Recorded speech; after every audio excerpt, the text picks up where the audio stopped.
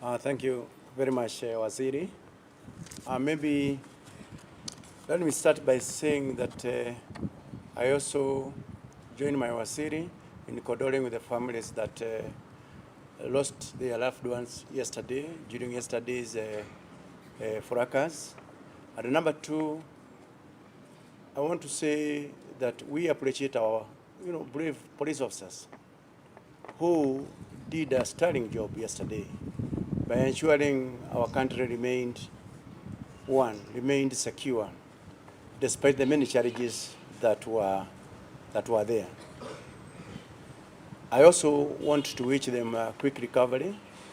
There are over 300 police officers who are also injured, who got injuries yesterday, life-threatening injuries. I want to wish them well, and also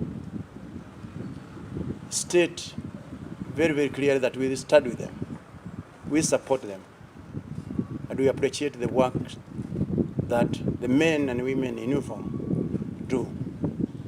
And finally, to the criminals who are involved in causing mayhem to our country, we are coming for you, and you must have your day in the court so that you can be able to answer to your criminal activities.